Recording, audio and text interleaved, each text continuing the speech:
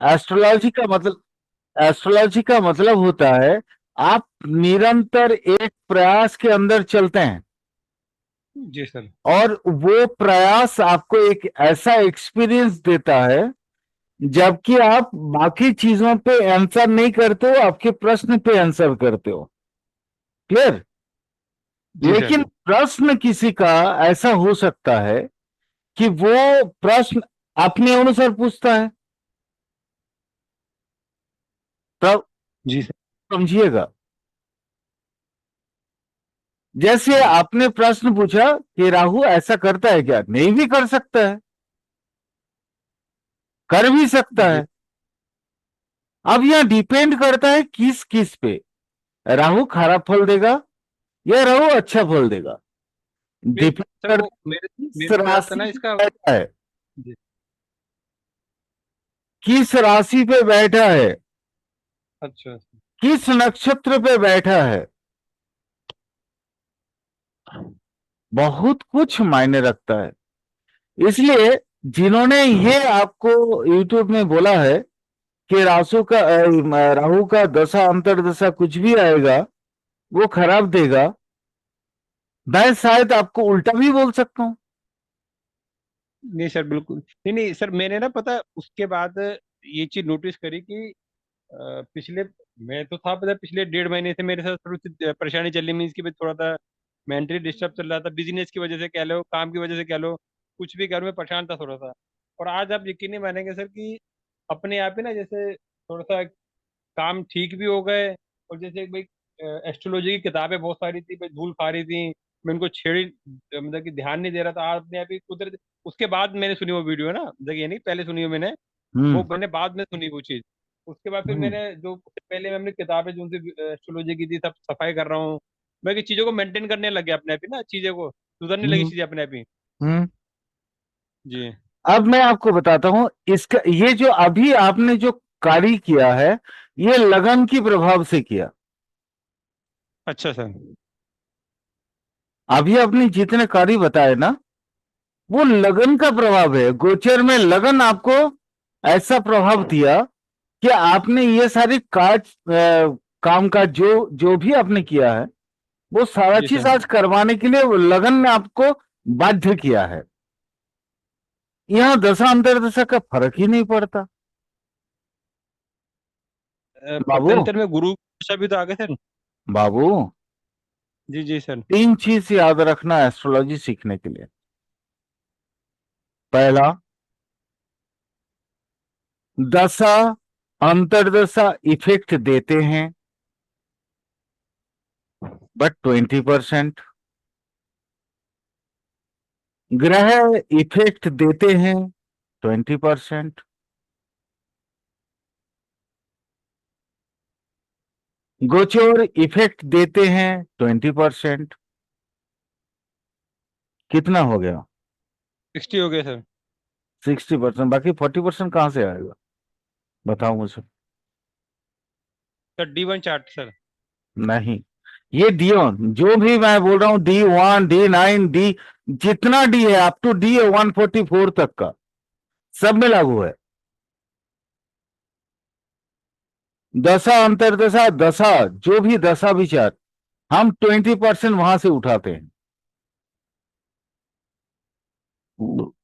दशा विचार आपके 20% है, प्लैनेट विचार आपके 20% है। ठीक है?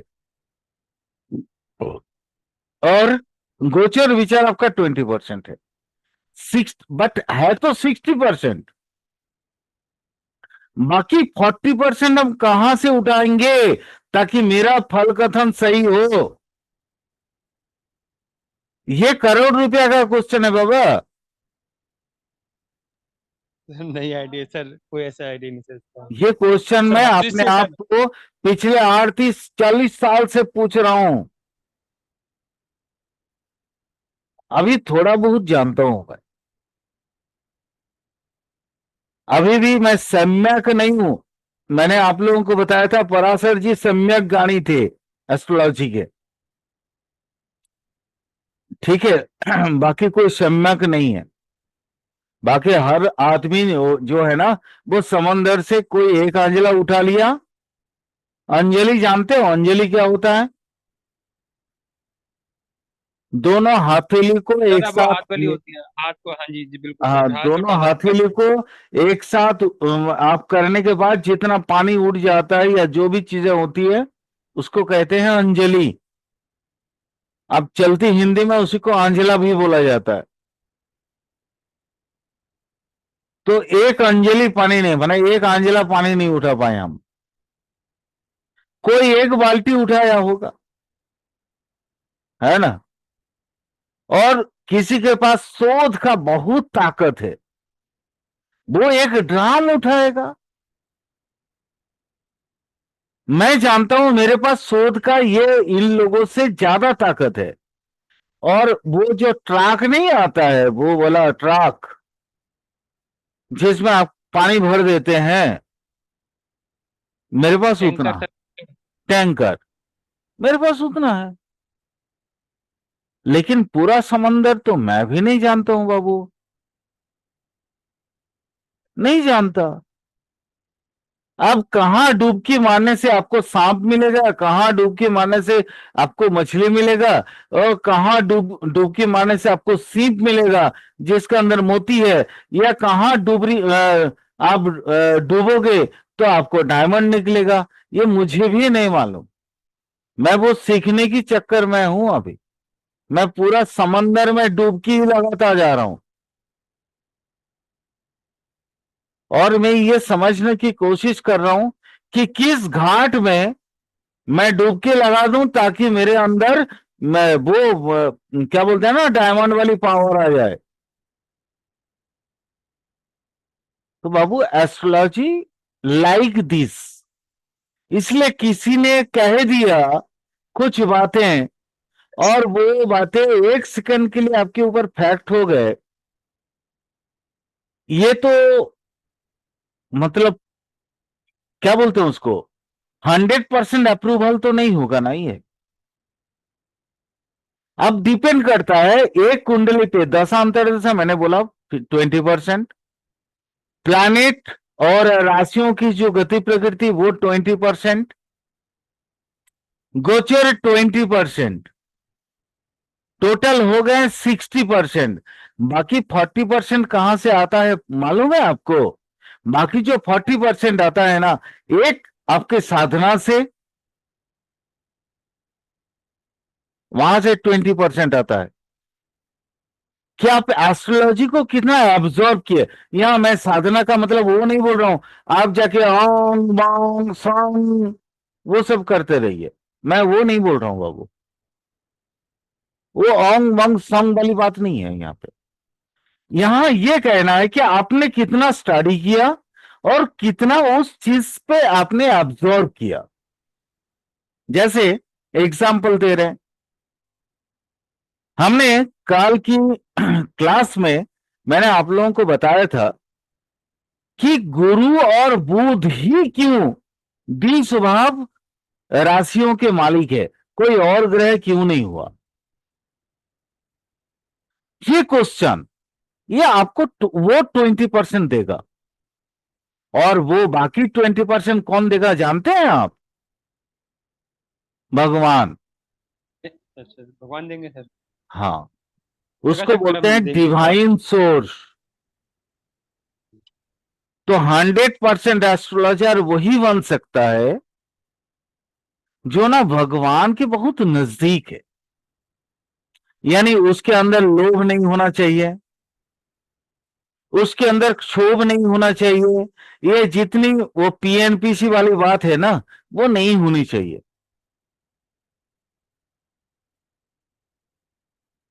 वो 20% भगवान के हाथ में। वैसे हम लोगों की जो कहानी आता है ना एस्ट्रोलॉजी पे, वो कहा जाता है कि भगवान शिव जब पार्वती को एस्ट्रोलॉजी सिखा रहे थे, तो कुछ बंदरों ने इसको सीख लिया था और कुछ ऋषियों ने इसको सीखा था। तो सबको 80% सिखा दिए थे। तो ऋषियों ने देखा मुझे 80% ही आ रहा है, 20% नहीं आ रहा है। तो फिर वो लोग साधना स्टार्ट कर दिए। ये वो साधना है प्रॉपर। प्रॉपर साधना मतलब हमें क्यों नहीं आ रहा है उसकी रिसर्च, उसको वो भी साधना है। तो शिव शंभू की साधना करने लगे। तो उन्होंने बोला कि देखो, मैंने ये पार्वती से ये वचन लिया था कि मैं पूरा का पूरा नॉलेज इंसानों को दूंगा नहीं, इसलिए 20% मैंने अपने पास रख लिया कि वो जो मेरे भक्त हैं, भक्त मतलब यहाँ भक्त का मतलब ये नहीं है कोई वो हरि ओम नमः शिवाय डेली बोलता है वो भक्त है, ऐसा नहीं है। यानी जो व्यक्ति एस्ट्रोलॉजी को एब्जॉर्ब करेगा और निरंतर प्रयास करेगा, निरंतर शोध करेगा, उनके लिए मैंने ये 20% बचा के रख लिया, ताकि जैसे कृष्णमूर्ति जी, उनको वो 20% में से 10% मिल गया, इसलिए केपी सिस्टम एक अलग पद्धति बन गया। वैसे यहां नकलची का भी कमी नहीं है, चिंता मत करना। वो 80% से भी कम नॉलेज लेके भी अपना अपना थ्योरी निकाल देते हैं यहां पे, ऐसे भी लोग हैं। क्योंकि ये दुनिया है ना, माया है। तो माया के अंदर कुछ भी आप क्रिएट कर सकते। आपको अच्छा सा टेक्निकल कंप्यूटर का चीजें आ गई, तो आप अपने जैसे एआई से अपने जैसा कितनों पुतलों को आप निर्माण कर सकते हैं। तो रेस्ट ये जो 20% है ना बाबा, ये भगवान के हाथ में। ये मैं नहीं, वो ये मेरी वर्ड नहीं है, मैं नहीं बोल रहा हूं, ये मेरे गुरु की वर्ड है। और मैं आप लोगों को, अब देखो, कभी कभी बहुत डीपली आप लोग जब प्रश्न पूछते हो ना एस्ट्रोलॉजी का, तो उस समय मैं बोलता हूं कि मुझे कुछ नहीं आता है, बहुत सारा कुछ बताने के बाद। क्योंकि मेरा प्रश्न ये है एस्ट्रोलॉजी पे कि छठी के दिन विधि ने जो मेरे ललाट पे लिखा है वो क्या लिखा है, मैं उसको जानना चाहता हूं। मेरा खोज वही है, मेरा शोध वही है, मेरा रिसर्च वही है। ये हम सब भारतीय हैं, और भारतीय में ये अवधारणा है कि छठी के रात को आके विधि हमारे ललाट पे जो लिख के जाते हैं वो हमें जिंदगी भर उसको निभाना पड़ता है। यानी उस दिन हमारे एप्स को क्या बोलते हैं ना, परमिशन मिलता है। हम हर एक इंसान एक लाइक एज ऐप, एक ऐप के जैसे हैं। और उस दिन विधि, विधि मतलब महाकाल, जो शिव शंभू का एक अंश है, वो आके वो एग्रीमेंट कर देते या साइन कर देते, चलो तुमको ये दिया। लेकिन हम एस्ट्रोलॉजर के लिए वो 80% ही निर्धारित है। बाकी जो एक्स्ट्रा 20% है ना, वो डिपेंड करता है हमारी मेहनत पे, हम कितने इस प्रकृति को जान पाए हैं। मैं एक दिन आवेश में आके आप लोगों से बोल दिया था कि हम हमारे अंदर जो हमारे शरीर में 24 तत्व है और एक परम तत्व है जिसको जीवात्मा बोलते हैं। नहीं, ये एस्ट्रोलॉजी अभी आप लोग नहीं सीख पाओगे, मुझे मालूम है। मैं वो एस्ट्रोलॉजी अभी सिखा भी नहीं सकता हूं, क्योंकि मैं भी पूरा नहीं जानता हूं। मैं अभी तो खोज ही रहा हूं इस चीज को। तो इसलिए अनुज, बस अपना दिमाग खुला रखो। प्लैनेटरी पोजीशंस, राशियों को अच्छा से समझो। दशांतर दशा अभी तक मैंने आप लोगों को पूरा नहीं बताया, तो मैं बता दूंगा। बट बाकी किसी पे भरोसा मत करना, खुद के ऊपर छोड़ के। Okay sir. एस्ट्रोलॉजी पे एक ही चीज भरोसा करना है, दैट इज यू। खुद पे भरोसा करना, आपके जी नॉलेज पे भरोसा करना। क्लियर? जी सर, क्लियर। यही चीज मैं दूसरी भाषा में एक दिन रात को बोल दिया था। मैं उस दिन थोड़ा सा, क्या बोलते हैं ना, वो डेप्थ में चला गया था, एस्ट्रोलॉजी की बहुत डेप्थ में। वो उस दिन अलग लैंग्वेज निकला था, जिसकी वजह से आपने, लक्ष्मी मैम ने, हर एक ने मुझे फोन किया था। मैं वो एस्ट्रोलॉजी सीखना चाहता हूं, और वो एस्ट्रोलॉजी मैं आप लोगों को सिखाना भी चाहता हूं। मैं सीख रहा हूं, आपको सिखाऊंगा। क्लियर?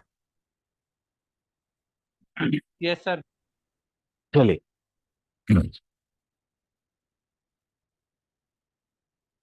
तो आगे बढ़े। जी सर।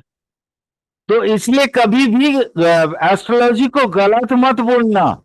कोई वो नीम हाकिम खतरे जान वाला नॉलेज नहीं होना चाहिए भाई, मैं पक्का बोल रहा हूं मैं। कुछ भी होगा, कोई भी प्रश्न होगा, रात 12 बजे बोलेगा मेरे से, तो भी आंसर मिलेगा, चिंता मत कर। ठीक है सर। लेकिन गलत सलत मत बोला करो, या ना ही सुना करो। चलो, द्विस्वभाव राशि पढ़ रहे थे। द्विस्वभाव में हमने कल 2 राशि पढ़ लिया था। कौन कौन सा था वो? कोई बताए, बताएंगे मुझे? मिथुन। मिथुन और कन्या सर। क्या यार, सर मिथुन राशि और कन्या राशि। ये कौन सा, ये मेरा स्टूडेंट बात कर रहा है यार। अनुज, ये मेरे स्टूडेंट हो तुम? क्या हो गया सर? मैंने क्या बोला? द्विस्वभाव की कल 2 बात किए थे हम। तो तुम्हारा आंसर मिथुन और कन्या नहीं होना चाहिए था। तुम्हारा आंसर क्या कन्या होना का। चाहिए था? द्विस्वभाव कन्या वायु का। की बात किए थे, और द्विस्वभाव वायु। पृथ्वी की बात किए थे। अच्छा अच्छा, हाँ सर। Yes sir. पता नहीं, अब मुझको ही शर्म आ रहा है मेरे नॉलेज पे, कि मैं तुम लोगों को शायद नहीं बताया होगा ऐसा। बताया था ना? बताया था ना मनोज? बाबू जी सर, माइंड बताया मत था। करना, माइंड मत करना। यहां नहीं पे मैं सर। आपको पिन अप इसलिए किया, क्योंकि प्रश्न के उत्तर देना भी एक एस्ट्रोलॉजिकल कला है। मैंने बोला कि हम 2 पढ़ चुके हैं, वो 2 कौन सा था? द्विस्वभाव का ही 2 पढ़े हैं। आपने बोला मिथुन और ये। अब जैसे मिथुन और कन्या आपने जैसे बोला, अब यहां पे दिमाग ये आता है, वो अच्छा अच्छा अच्छा, हम बुध पढ़ लिए। बट मिथुन और कन्या बुध नहीं है। ये बुध की एक ऐसी क्वालिटी है ना, मैं अगर 1 साल भी मैं आप लोगों को ये लैंग्वेज पढ़ाना चाहूं ना, तो 1 साल पढ़ा सकता हूं। ये कन्या का बुध और मिथुन के बुध के डिफरेंशिएट करने में 3 महीना तो पढ़ा ही सकता हूं। डेली वही 2 क्लासेस वही रहेंगे। What is the difference between Mithun Mercury and Bhargav Mercury?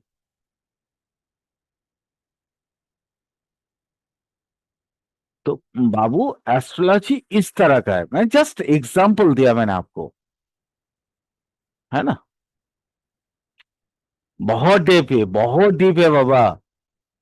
मतलब आज 37 साल के बाद मैं बोलता हूं यार, मुझे कुछ नहीं आता एस्ट्रोलॉजी आज भी। और जबकि आप मेरे क्लासेस में रहे, तो आपको पता चलता है कि बाकी लोगों से मैं बिल्कुल अलग सा आपको स्टडी करवाता हूं, बिल्कुल अलग सा चीजें बताता हूं।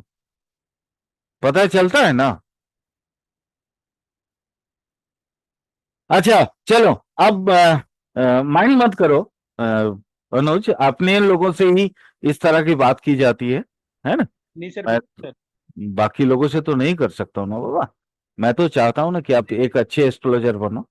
ठीक है? Yes sir. तो देखो, मेरे अंदर 2 चीज नहीं है। ना तो मैं घमंडी हूं, ना मेरे अंदर अहंकार है। ठीक है? ये 2 चीज आप मेरे डिक्शनरी से गायब हो गया, इसलिए आप कुछ भी बोल सकते हो, कोई टेंशन नहीं। अब बचा हुआ क्या है देखो, अब द्विस्वभाव अग्नि और द्विस्वभाव जल, ये कौन कौन सी राशि इनको ये करते हैं आपका क्या धनु। बोलते हैं? सर धनु और मीन, मैं नहीं धनु नहीं, अग्नि हो गई। हाँ वो तो ठीक है, बट वो वर्ड मुझे बताओ ना, कौन कौन सी राशि जो है इसका प्रतीक, प्रतीक, यस, प्रतीक, है ना, इसको क्या बोलते हैं ना सामने आके। हम्म, अरे मैं यार सिंबल सर, सिंबल। इतना वर्ड भूल क्यों जा रहा हूँ आजकल। सर सिंबल की बात कर रहे हैं सर, धनु का हाँ सिंबल। सिंबल। अरे जब से ये मार्करी जो है ना बकरी हुआ है, तब से देखो मेरे दिमाग में वो प्रॉपर वर्ड नहीं आ रहे हैं, है ना। सर प्रतीक, सर प्रतीक। प्रतीक ही तो बोल रहा हूँ, लेकिन प्रतीक ओरिजिनल वर्ड नहीं है, उसका वर्ड और कुछ है, प्रतिनिधित्व। चलो आगे, प्रतिनिधित्व। द्विस्वभाव अग्नि का जो राशि उसकी प्रतिनिधित्व करते हैं उसका नाम है धनु, अंग्रेजी में सैगिटेरियस। अब यहां थोड़ा मैं आप लोगों को आज कुछ मजेदार चीजें बताऊं, सुनना चाहोगे? Yes sir.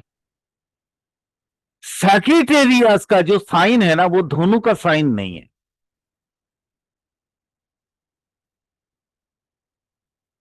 आपको अचंभित लग रहा है ना? सर क्या मतलब, क्या कहने का मतलब, थोड़ा सा। देखो, हम जो एस्ट्रोलॉजिकली जो हम दो तरह का एस्ट्रोलॉजी बनाए, जैसे नॉर्मली हम लोग जब पढ़ते हैं या पढ़ाते हैं तो हम लोग भारतीय निशान को बता के चले जाते हैं, लेकिन अब यहाँ पे धनु राशि इज इक्वल टू सैगिटेरियस बोला हुआ है, ये सुनो, है ना बोला हुआ। जी सर। लेकिन आपको पता है सैगिटेरियस का साइन और धनु राशि का साइन, सैगिटेरियस मतलब होता है आपका विदेशी जो वर्ड है, विदेशी वर्ड, मतलब वो चाहे आपका टॉलेमी के देन हो या पिथागोरस का देन हो, कहीं ना कहीं तो ग्रीक या तो कहीं ना कहीं से तो आया होगा ना। आज मैं आप लोगों को वो कोशिश करूंगा ये दोनों का डिफरेंशिएट बताने के लिए, अगर समय मिले तो। वैसे भी समय शायद बहुत कम हो गया। टॉलेमी का इस तरह का हमारे वो नक्षत्रों में भी यही मैटेरियल्स आता है, दोनों बिल्कुल अलग होता है। हमारे माने धनु राशि का साइन कैसा है? सर आधा घोड़ा है और आधा हाथी है सर, और तीर लेकर आदमी चल रहा है, मतलब कि खड़ा हुआ है। आदमी, आदमी पीछे वाला हिस्सा जो है वो घोड़े घोड़े का। का, तो तीर कमान उसके हाथ में है, सर। हाँ, और इसका लेकिन वो टॉलेमी वाला जो टॉलेमी ने जो इसका जो साइन दिया है ना वो इससे डिफरेंट करता है, ठीक है, इससे डिफरेंट करता है। वही मैं आप लोगों को बताना चाह रहा हूं। एग्जैक्टली अभी मुझे भी याद नहीं आ रहा है कि उसका साइन कैसा था, लेकिन साइन डिफरेंट करता है। और वो साइन मैं आप लोगों के सामने में प्रस्तुत करूंगा। वो मुझे फिर थोड़ा समय चाहिए होगा, मेरी पुरानी नोट्स निकलने होंगे, ठीक है।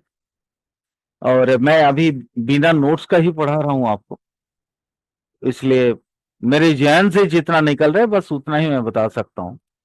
और देखिए मैं भी तो भगवान तो हूं नहीं।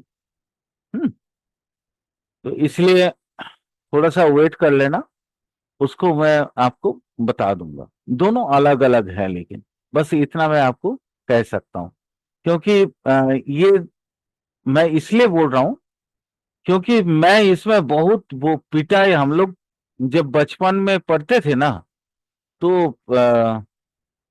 हमारे गुरु पीटते थे, समझ रहे हो, कैसे? लाठियों से, डंडाओं से। ये वो वर्ड है, ये मैं हमेशा याद नहीं रख पाता था।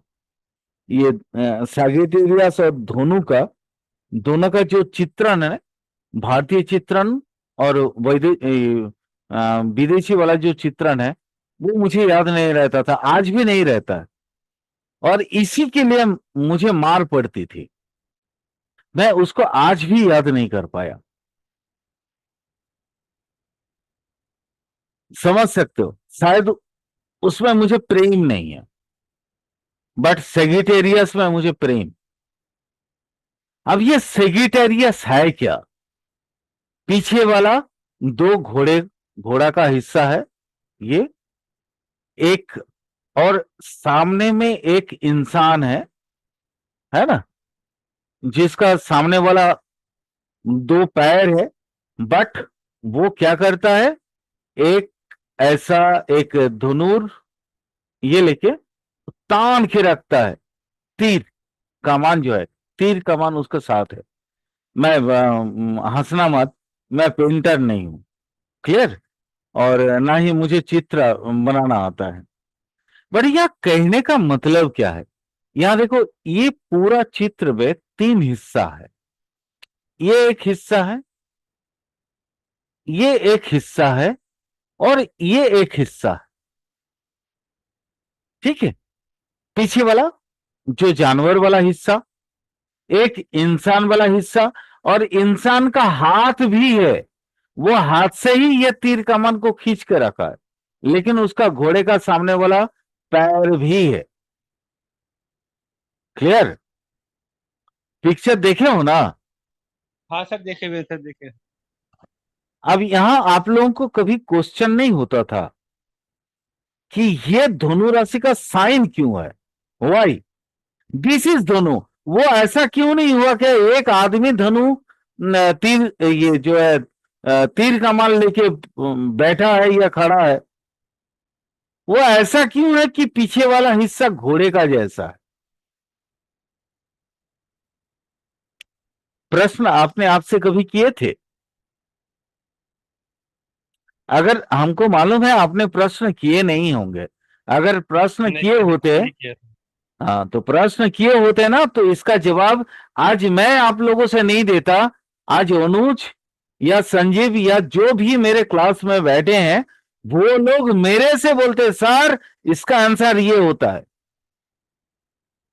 मैं आप लोगों के अंदर वो कुरेदना चाहता हूं, आपके अंदर वो प्रश्न बाण को खोदना चाहता हूं कि आप भी पूछिए कि ये वाकई में तो ऐसा नहीं लग रहा है कि पीछे वाला जानवर वाला हिस्सा है ये वाला, हाँ, और सामने वाला इंसान, और वो भी इंसान के हाथ में एक ऑब्जेक्ट है, एक ऑब्जेक्ट, और वो तीर कमान वाला ऑब्जेक्ट। Why is this? ये क्यों है? हमारे क्या पूर्वज गांडो नहीं थे? वो तो बुड़बक नहीं थे, वो तो महान वैज्ञानिक थे। तो उन्होंने इस साइंस से हमें क्या समझाना चाह रहे थे? आज मैं आप लोगों को कोशिश करूंगा इस सिर्फ इस साइंस से पराशर जी या और भी मतलब ज्योतिष जो हमारे हमारे प्रणम्य देवता हैं, है ना, देव हैं, वो हमारे लिए हमारे गुरु हैं, वो उन्होंने क्या बताने की कोशिश किया। यहां पे इसकी जो अग्नि है ना, ये तो अग्नि राशि है, इसके अग्नि तीन भागों में डिवाइडेड है, ये तीन भाग है, ये ना बाकी सारे अग्नियों से अलग है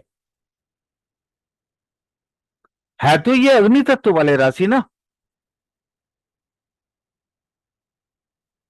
आप समझ रहे हो ना बाबू? जी सर, समझ रहा हूँ सर। है तो ये अग्नि तत्व वाले राशि, लेकिन ये अग्नि तत्व कौन सा है? जनरली हमारे पास दो अग्नि आया है, स्थिर अग्नि और चर अग्नि, लेकिन ये धनु राशि का जो द्विस्वभाव अग्नि, उसके तीन हिस्सा है, और वो तीन हिस्सा कौन कौन सा है? एक देखो, थोड़ा सा बहुत गौर से समझना बाबू, ये जो ऑब्जेक्टिव हिस्सा है, ये हिस्सा ये इंसानी हिस्सा के अलावा बेकार है, यानी ये ये वाला हिस्सा प्लस ये वाला हिस्सा, ये दोनों मिलके एक हिस्सा पूरा करते हैं, और एक जानवर वाला ये हिस्सा पूरा है। क्लियर? जी सर। Yes sir. समझ में आ रहा है ना बाबू?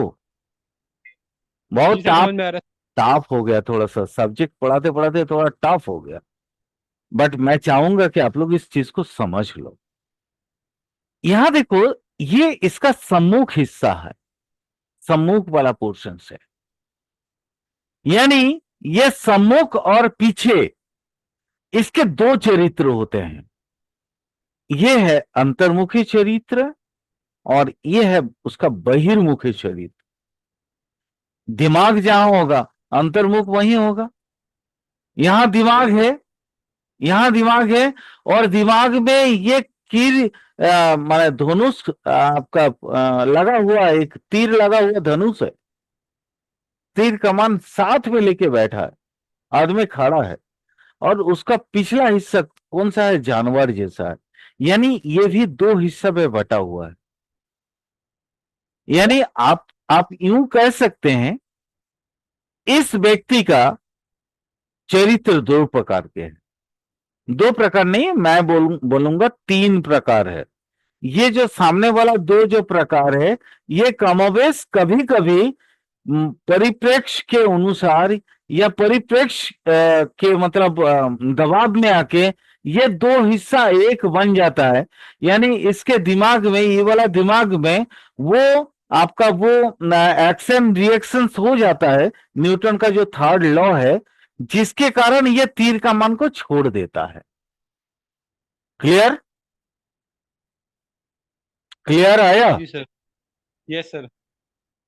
यानी ये व्यक्ति का दो तो प्राइमरी हिस्सा है, और ये सामने वाला भी, उसका भी दो हिस्सा है। नॉर्मली अगर वो शांत रहता है यानी अंतर्मुखी रहता है तो वो तीर कमान छोड़ने की बात नहीं करेगा।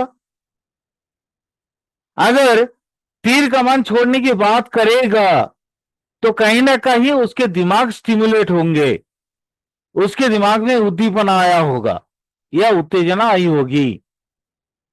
क्लियर? जी सर। समझ रहे हो ना? हाँ सर, समझ रहे हैं सर। चलो, तो अब जल्दी जल्दी नेक्स्ट क्लास में मैं ये पूरा धनु राशि को मैं आपको कंप्लीट करना चाहूंगा। आज तो कम से कम इसको सिखा के रहूंगा। यहां देखो, अब मैं आपको यहां पे सोचने पे ये मजबूर कर रहा हूं कि ऐसा ये क्यों है। इसके ये दो हिस्सा, सामने वाला पीछे वाला, ये जो भी हिस्सा मैं देख रहा हूं या जो भी हमने इसका चित्रण में देखा है, पढ़ा है, सुना है, ऐसा क्यों है?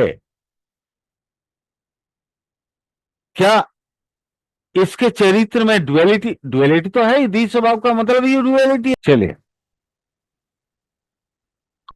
अब यहां बताइए, ये अभी तक मैं जो चीजें बता रहा था उसको पूरा क्लियर कर देता हूं, फिर मैं आप लोगों से प्रश्न पूछता हूं वो स्थितियों के बारे में। ठीक है? द्वि स्वभाव अग्नि धनु राशि का, ये ना, इसका प्रकृति दूसरे और भी जो द्वि स्वभाव राशि है उससे थोड़ा भिन्न है। किस तरह का भिन्न है? जैसे एग्जांपल दे देते हैं। द्वि स्वभाव वाला जो वायु है जिसका नाम है मिथुन राशि, उसमें क्या मिला था हमें, क्या देखे थे हम लोग? एक डुएलिटी, बुद्धि में प्रभावित करने वाला कैरेक्टर दिखा था। है ना?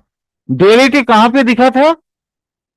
बुद्धि, इंटेलेक्चुअलिटी में। अच्छा, हमने ये चीज देखा था।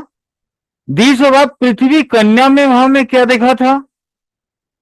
वो ना, उसमें उसकी जो प्रोग्रेस की गति है, वहां पे वो ड्युअलिटी दिखा रहा। लेकिन यहां क्या है? अच्छा, एक वर्ड के बारे में मैं आप लोगों से पूछना चाहूंगा।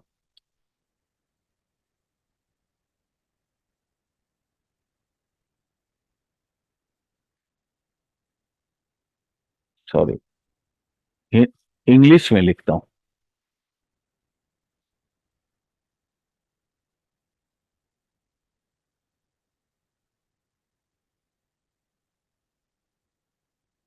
ये हुआ प्रज्ञा। ये आप में से कितना लोग इसका मीनिंग जानते हैं, तो बताएंगे? बुद्धि सर। नहीं बाबा, प्रज्ञा बुद्धि से बहुत डेप्थ है, बहुत डीप है। मैं आप लोगों को ये पहला दिन ही पढ़ाया था कि ये क्यों है दोनों।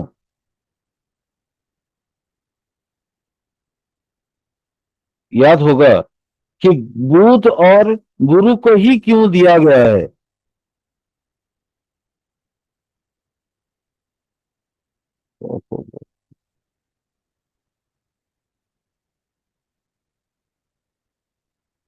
बताओ, सोचो थोड़ा। प्रज्ञा, सर ये ज्ञान। बुद्धि से कहीं ज्ञान। हाँ, ज्ञान सर। नहीं बाबू, सबका प्रज्ञा बुद्धि सबका मतलब तो ओरिजिनली ज्ञान होता है, लेकिन उसमें सूक्ष्मता होती है थोड़ी बहुत। तो मैं वो सूक्ष्म जानना चाहता हूं आप लोगों से। पॉपो पॉपो, बताओ ना, कोई बता सकते हो? प्रज्ञा बहुत छोटा सा वर्ड है। मेरा सारा लेक्चर, आज का ये लेक्चर जो है ना धनु राशि पे, इसी प्रज्ञा पे होगी।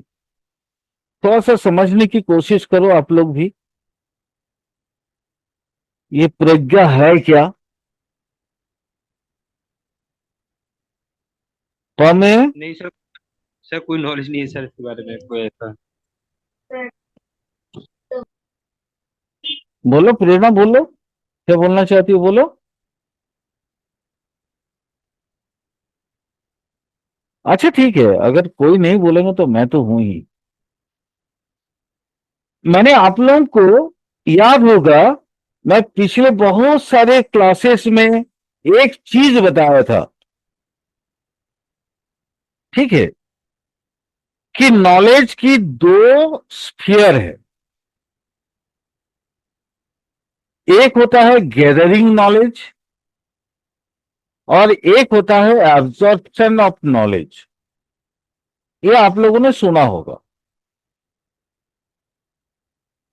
है ना?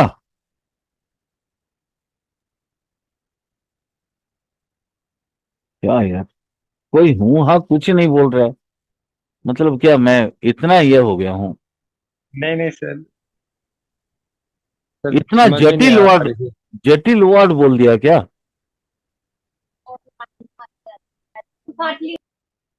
अच्छा चलो बताता हूं। ये एब्जॉर्प्शन ऑफ, ये मैंने आपको बोला था, बुद्धि का दो प्रकार होता है। दो प्रकार से हम बुद्धि को ले सकते हैं या नॉलेज को हम ले सकते हैं। कैसे? एक तो गेदर करके बुद्धि या विद्या, आप कुछ भी नाम दे दो इसका, बुद्धि या विद्या, ये दो प्रकार से हम एडॉप्ट कर सकते हैं अपने पास। एक इकट्ठा करके, गेदर करके, इकट्ठा। और दूसरा क्या है ना, एब्जॉर्ब करके, मतलब अंदर समेट के, समेट के।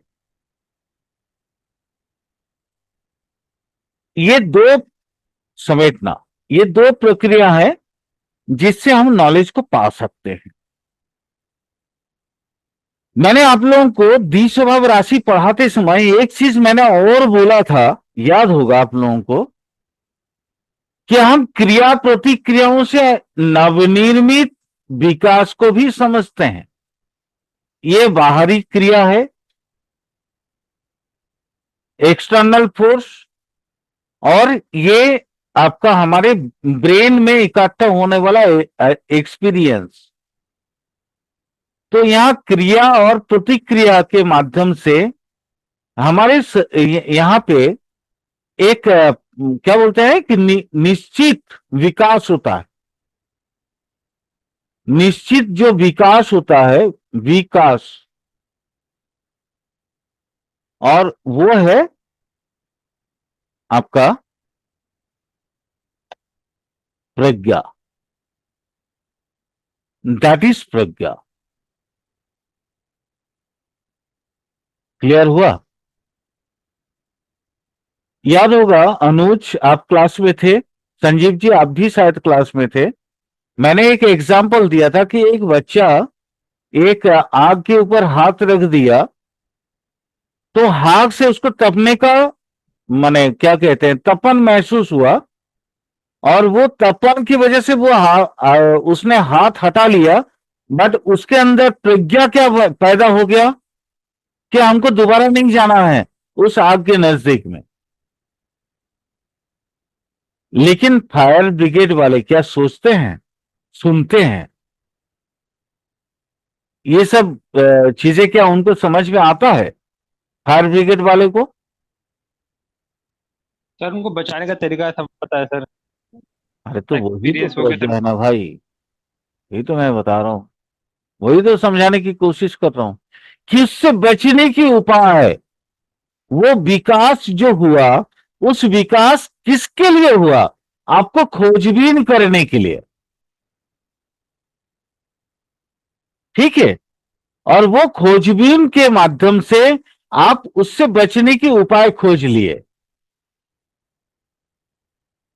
वो आप फायर ब्रिगेड वाला दमकल विभाग में आ गया वो, है ना? इसी को बोलते हैं प्रज्ञा। ये धनु राशि का जो हिस्सा है वो मुख्यतः आता है उसके प्रज्ञा से। कैसे, उसको भी समझते हैं। जैसे इसका दो भाग है, पहला भाग है चार अग्नि और दूसरा भाग है स्थिर अग्नि। ये तो अनुज आप जानते हो। Yes sir. पहला भाग कौन सा है? चार अग्नि है, और दूसरा भाग है स्थिर अग्नि। अब यहां देखो, चार अग्नि से आपको क्या रिजल्ट मिलता है? चार अग्नि की सारी परिभाषा यहां पे डाल दो जो आपने पढ़ के आया अभी तक। ये इसका पार्ट वन है, और इसका पार्ट टू क्या है? स्थिर अग्नि। मैं सही बोल रहा हूं ना? गलत तो नहीं बोला? नहीं सर ठीक है, ओके सर, सही बोल रहे हैं सर आप। है ना? और क्योंकि वो राशियां तो बदल जाती है ना, तो नेचुरली यहाँ पे पहला जो है चार अग्नि और दूसरा स्थिर अग्नि आएगा। अब यहाँ पे क्या क्या चेंजेस हो रहे हैं, चार भाग इसका क्या क्या सूचित करेगा? ये चार भाग, बोलो। चार अग्नि पढ़ के आए हो भाई, तो कुछ तो बोलो यार, एक दो और भी तो बोलो।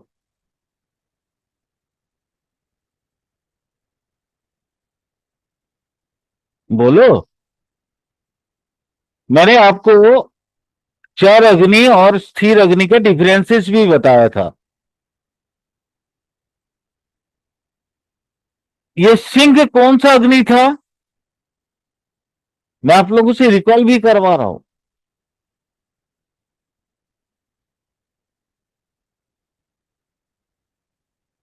अरे भाई, 1 4 7 10। स्थिर स्थिर अग्नि सर। अरे ये तो चर था। 2 5 8 11 ये स्थिर था। सर तो स्थिर अग्नि कह पांच रहा हूँ। पांच में आता था स्थिर अग्नि। मैंने बोला जी था सर। कि इसका एक क्लू देता हूं, इसका नाम है रुद्राग्नि। मैंने बोला था आप लोगों को। जी सर। तो रुद्राग्नि का रुद्र रूप कौन सा होता है? भगवान शिव का रुद्र रूप शिव आप लोगों ने शिव जी का। सबने देखा है ना? देखा जी नहीं, सर। सुना है, ये जानते हो, कहानी जानते हो। वो दक्ष यज्ञ के बाद जो है उनका रुद्र रूप सबने देखा था, वो रुद्राग्नि। तो चार अग्नि में रुद्र रूप नहीं आता है, लेकिन स्थिर अग्नि में तो रुद्र रूप भी आता है। मैं आपको अभी इसका चित्रण जब समझा रहा था, तो मैंने बोला था ना ये स्थिर अग्नि दो हिस्से में बांटा हुआ है। ये कौन सा? एक इंसान वाला पार्ट प्लस वो तीर धनुष वाला काम, तीर कमान वाला, बोला था ना। Yes sir. तो ये तीर कमान वाला जो हिस्सा है वो रुद्राग्नि वाला हिस्सा है, तीर कमान वाला। यानी ऐसे नॉर्मली ये किसी पे माथा नहीं लगाता है। और जानते हो ये काल पुरुष के, ये द्विस्वभाव राशि का धनु राशि को धर्म की अवतार क्यों बताया गया, धर्म के घर क्यों बोला गया? आपको अभी समझ में नहीं आ रहा है क्या ये धर्म का घर क्यों है? क्योंकि कोई एक व्यक्ति तब तक बर्दाश्त कर सकता है जब तक कि उसके आग स्तिमित है, धीमा है। ठीक है, ये धीमा आग है, जी सर। चर वाला। लेकिन वो अगर रुद्राग्नि का रूप ले लेता है तो वो स्थिर नहीं रह सकता है। वो क्या करता है ना, आंदोलन, धर्मांदोलन कर देता है वो। वह फिर वहां पे उसको परिवर्तन चाहिए होता है। और पिछले कुछ दिनों में ये द्विस्वभाव अग्नि धनु राशि का चरित्र बंगाल में देखने को मिल रहा है।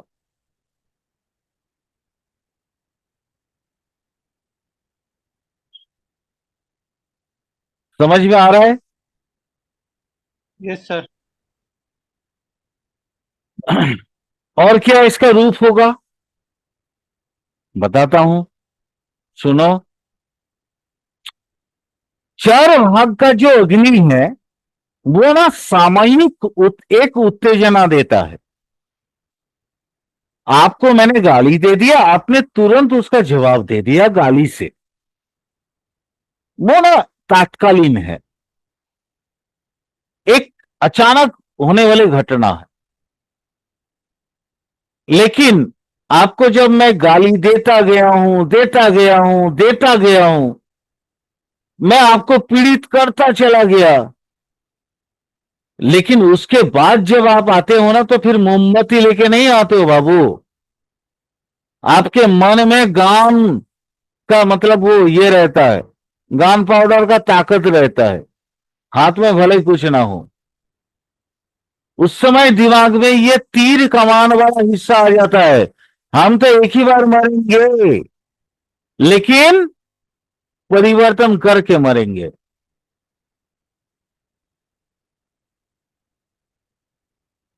आप धनु राशि को समझ में आ रहा है कुछ? इसको धर्म का मतलब क्षेत्र क्यों बोला गया धनु राशि को?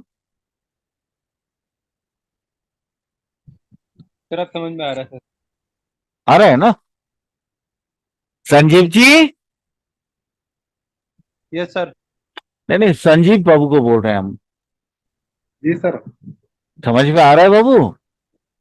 और आ रहा है थोड़ा थोड़ा, पूरा नहीं आ रहा है। काय प्रश्न क्यों नहीं करते हो आप फिर, समझ में नहीं आता है तो प्रश्न किया करो ना, तब तब ना मैं और निखरूंगा। आप चोट नहीं मारोगे तो ये इस सोने पे चमक कैसे आएगी? पूछा करो। जी सॉरी सर। आपको क्या चाहिए बोलो तो। अविनाश, जी सर। समझ में आ रहा है मैंने जो बातें बताई अभी? जी सर। आप लोगों से सबसे रिक्वेस्ट है कि अगर समझ में ना आए तो मुझे कुरे दो, क्योंकि एक सच बोलो, जो गुरु होते हैं ना वो केतु होते हैं, वो देते कुछ नहीं, देना कुछ नहीं चाहते हैं, वो खाली सोच के बोल देते हैं आप लोगों को।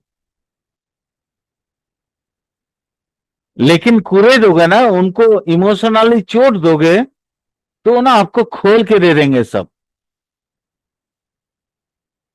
मैं ही गुरु हूं, मैं ही आपको ये सिखा रहा हूं। प्रश्न पूछा करो। चलो अगला, इसका स्थिर भाग ये सूचित करता है कि आत्मकेंद्रित होने के बावजूद भी रुचिपूर्ण कहां से कैसे हो सकते हैं। क्योंकि स्थिर स्थिर मैंने बोला था आत्मकेंद्रित होता है, अनुज बोला था ना, स्थिर वृषभ को जब पढ़ाया था यस तो सर। मैंने बोला था कि ये सेल्फ सेंटर होता है, लेकिन धनु सेल्फ सेंटर होने के बावजूद भी इसका पर्याय जो है ना वो व्यापी होता है। ये भी सम्यक होना चाहता है। आज यहां ये धनु राशि जब भी पढ़ाता हूं तो मुझे वो भगवान कृष्ण की गीता का एक श्लोक याद आता है। अर्जुन पूछ रहा है, क्योंकि धनु राशि परम योगी है। इसको आयुर्वेद में बोला, माने एस्ट्रोलॉजी में बोला गया है, ये परम योगी का जगह है धनु राशि, धर्म का परमत्व, एकदम absolute and abstracted part of the knowledge. धर्म और कुछ नहीं है। धर्म जहां पे आपकी ये विवेक, ये विवेक और ये बुद्धि आपकी विकसित हो जाए, जिसको प्रज्ञा बोला जाता है, कि कौन सा अच्छा है और कौन सा बुरा है, वो चीज आप समझ लो।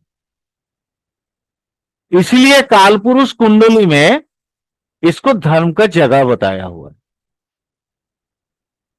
तो अर्जुन एक बार भगवान को प्रश्न किए कि बताओ, आप तो बोल रहे हो ना कि परम जोगी परम जोगी, परम जोगी कौन है? उन्होंने एक प्रश्न का उत्तर दिया था, इस प्रश्न का, कि आत्मो मह पेनम सर्वत्रम समम पश्यति जो हो अर्जुना। हे अर्जुन, अर्जुन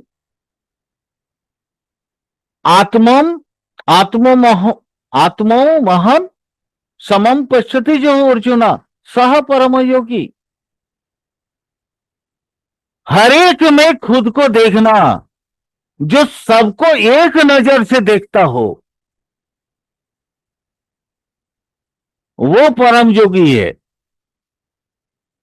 और वो उन्होंने एग्जाम्पल में कहा था कि परम योगी का उत्कृष्ट उदाहरण जो है वह है सूर्य। वो ना तो अमीर देखता है ना गरीब देखता है, उस सबको सम्यक दृष्टि देता है। तो इसीलिए आत्मोमोह पेनम सर्वत्रम समम पश्यति जो अर्जुना।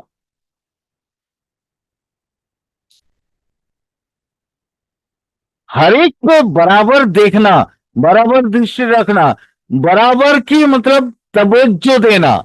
यहां दृष्टि का मतलब वो तो नहीं होता है ना, मैं संजीव कोई अलग है, अनुज कोई अलग है, अविनाश कोई अलग है, प्रेरणा अलग है, मैं ये तो नहीं कर सकता हूं। मेरे लिए आप सब बराबर हैं। किन्हीं को समझ में नहीं आता, मैं उसके लिए उनके लिए 10 बार ये बातें दोहराऊंगा। इसीलिए आप लोग कभी सोचिए मत, क्योंकि एस्ट्रोलॉजी का जगह यही है, यही धनु राशि है। क्लियर? धनु राशि द्विस्वभाव अग्नि को अगर आप समझ गए तो आपको एस्ट्रोलॉजर होने में कोई नहीं रोक सकता है। ये मैं आप जहां बोलो वहां पे मैं लिख के दे सकता हूं।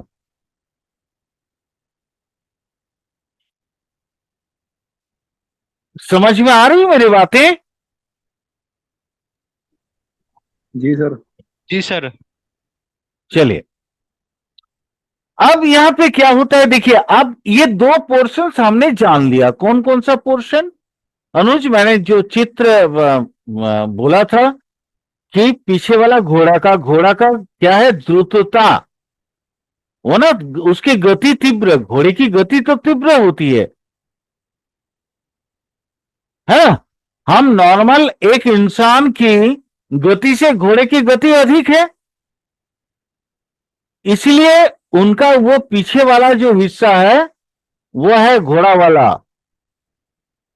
अरे मुझे ये बार बार चित्रित मत करवाओ, मुझे अपना ही चित्रण देख के मुझे मुझे को शर्म आ रहा है, ठीक है। बट ये जो हिस्सा है ना उनका अंतिम वाला हिस्सा, यहां पे तीव्र गति की बात करी गई है, और सामने में वो इंसान है। यहां कुछ और भी बातें हैं, मैं थोड़ा सा वो भी आप लोगों को बताना चाहूंगा।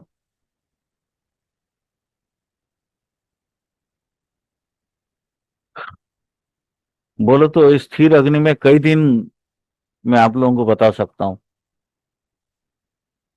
इंसान का अंदर और जानवर के अंदर डिफरेंशिएट कैसे होता है। इंसान का ब्रेन जानवर की ब्रेन से अधिक होता है। तो कोई ऐसा व्यक्ति हो जिसका गति जानवर जैसा हो और बुद्धि इंसान जैसा हो, तो वो क्या कर सकता है? वो दुनिया में अपने आप को शांति रख सकता है और शांति की पराकाष्ठा को वो छू सकता है। वो है धनु राशि। अब यहां पे इसकी जो दो मुख है ना, एक अंतर्मुख और एक बहिर्मुख।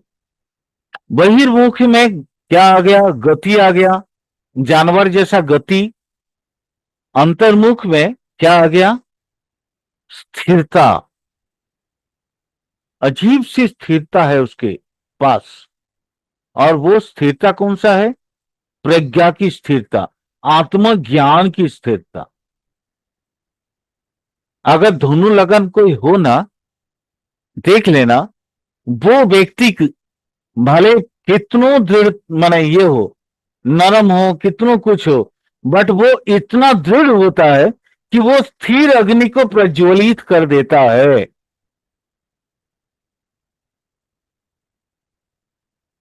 मतलब इनकलाब लाना, युगों को परिवर्तन करना, इस तरह का काम ये स्थिर अग्नि वाले ही करते हैं। और ये द्विस्वभाव अग्नि वाले ही करते हैं। धनु लगन का कोई भी व्यक्ति मिले, उसकी चरित्र को विश्लेषण करना, मैं तो ऐसा कुंडली खोजते रहता हूं और मैं समझने की कोशिश करता हूं कि इनके बाहरी और आंतरिक दो जीवन कैसा है। अनुज, मैं आज बहुत बड़ा क्लू दे दिया बाबू आपको। अगर वाकई में अपने आप को एस्ट्रोलॉजर बनाना चाहते हो तो कर लेना। यहां क्या मिलेगा जानते हो? इस अग्नि में रुचिपूर्ण है, आत्मकेंद्रिक है, बट रुचि से भरपूर है। वो दूसरे की बुराई नहीं देख सकता है, बट अपनी बुराई भी नहीं देख सकता है। यानी this one the perfect man. Perfection अगर कहीं होता है, वो धनु लगन के अंदर ही होता है। सर मेरा है धनु लगन सर। बिल्कुल बाबू, you are the perfect sir one. मेरा आपका संजीव, भी है मेरा संजीव भी। जी? जी, तो मेरी बातें आप लोगों की लगन के साथ जा रहे हैं ना? जा रही है सर, बिल्कुल ठीक। सटीक है ना बाबू? किसी की बुराई नहीं सुन सकते, ना किसी की बुराई करते हैं, सुन बिल्कुल भी नहीं सकते। और कुछ बिल्कुल। ना कुछ करने की बात रहती है हमेशा। लेकिन सर एक दया चीज, करता है। एक चीज और होता है ना, आप दोनों के अगर धनु लगन है तो संजीव और अविनाश, आप दोनों मेरी बातों को बहुत अच्छा से समझ रहे होंगे कि आप लोगों के अंदर वो कीड़ा हमेशा काटते रहता है कि समाज में अच्छाइयां कैसे लाऊं।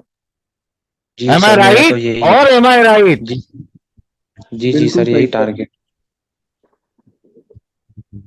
आज एक ये जो दया बहुत, ये जो आज दया। बंगाल वाला जो कांड हो रहा है ना, आप लोग जो सोशल मीडिया में देख रहे हो, तो आपके अंदर कीड़ा नहीं कट रहे हैं कि मैं कुछ करूं? जी सर, तो बिल्कुल सही बोल रहे हैं आप। परिवर्तन, बट परिवर्तन वो भी परफेक्ट में। संजीव जी मैं सही बोल रहा हूं ना बाबू? संजीव जी जी सर, बिल्कुल सही। चलिए, आज तो मैं तो गदगद हो गया, क्योंकि हमारे स्टूडेंट में से दो का दोनों लगन है। कम से कम आज जो मैं पढ़ा रहा हूं ये इसका लाइव एग्जांपल मिला मुझे, है ना? और एक दया बहुत है, दया बहुत आती है। बिल्कुल। किसी के साथ ना बुरा नहीं देख सकते, ना बुरा कर सकते हैं। वही तो मैंने आपको ये पहले बोला, बाद में ये बातें सर बोली। अगर सर ना अगर किसी की जुपिटर चुगली। 10th हाउस में हो तो दया दिखानी चाहिए। हाँ सर अगर जुपिटर 10th हाउस में हो तो दया दिखानी चाहिए। अगर बोलते हैं बिल्कुल कि शनि का। नहीं भाई अविनाश, ये आपका चरित्र है। मैं आप लोगों को बता दूं, अगर जेब में 10 रुपया होगा ना, तो और आपने देखा कोई जरूरतमंद है, आप वो 10 रुपया निकाल के दे दोगे। आपको ये नहीं ये सूझेगा कि मुझे चाय की प्यास लगी है, मुझे चाय मिलेगा या नहीं मिलेगा।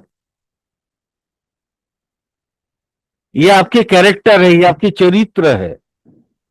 हाँ बिल्कुल सही, किसी को जवाब नहीं दे सकते, कहने का किसी मतलब को ये नहीं, है। ना नहीं बोल सकते हम्म। हो आप किसी को। जी सर, सर हम्म। ना नहीं बोला जाता सर। बाद में हम्म। खुद ही को ये दुख होता है सर। देखो, आप तो तपने के लिए आए हो ना। आप जानते हो धनु राशि वाले, चलो थोड़ा सा आगे चलते हैं, अभी टाइम है, बहुत टाइम है। मैं आपको और डिफाइन कर रहा हूं धनु लगन को। और क्या,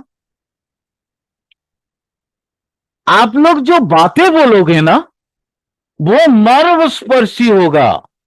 मर्म याद है? मर्म का डेफिनेशन मैंने दिया था, कल ही दिया था शायद। अनुज, जी सर। मर्म काल दिया था ना, मर्म के बारे में बताया था काल।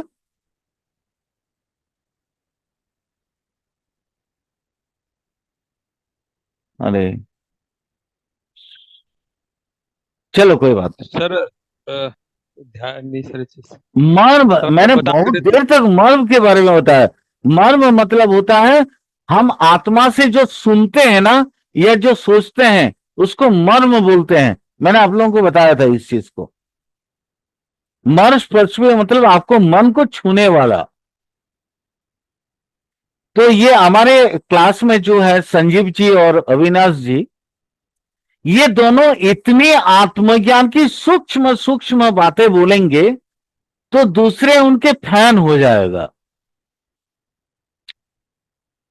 क्योंकि ये लोग जीवन को इतना जूझ कर, इतना स्ट्रगल करके ये लोग जीवन को समझे हैं कि इनके अंदर प्रैक्टिकलिटी के अलावा कोई बात निकलता ही नहीं है। संजीव जी, एम आई राइट?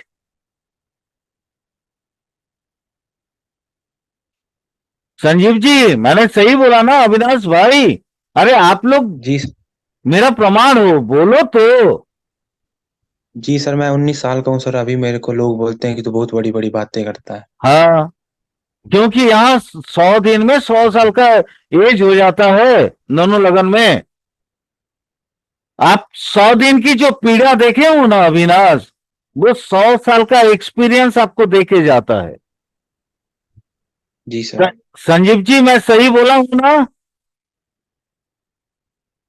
ले, ये गायब है, कोई बात नहीं।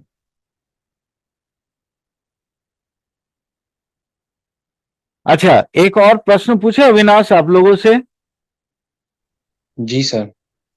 नया नया आइडिया तैयार होता है ना, यस सर। कि जीवन में कैसे क्या किया जाए।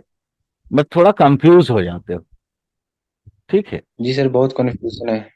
हम्म, वो है, ये अंतर्मुख और बहिर्मुख की स्वाभाविकता ना रहने की वजह से,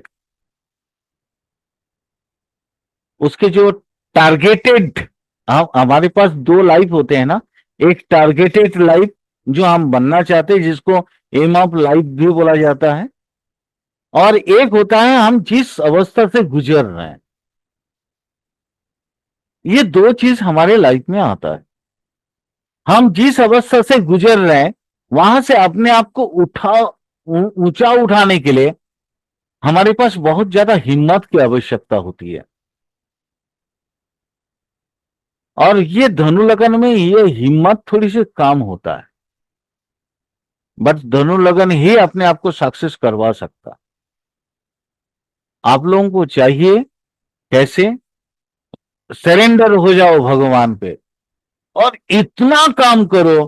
किसी भी वो आप लोगों का वो जो है ना गीता वाली वो जो लैंग्वेज आता है, मां फलेषु कदाचन, मैं कभी फल की आशा नहीं करता हूं। उससे पहले एक और लैंग्वेज है कर्मण्येवाधिकारस्ते। ये दो लैंग्वेज आप लोगों पे शूट करता है कि मैं काम करता रहूंगा, फल की आशा ना करूं। This is your remedies. आप लोग आगे का सोचो मत। आपको अविनाश, आपको और संजीव जी दोनों को बता रहा हूं, जी सर। आगे की बातें सोचो मत। आप निरंतर काम करते जाओ, फल की आशा मत करना। फल भगवान कृष्ण स्वयं देंगे आपको।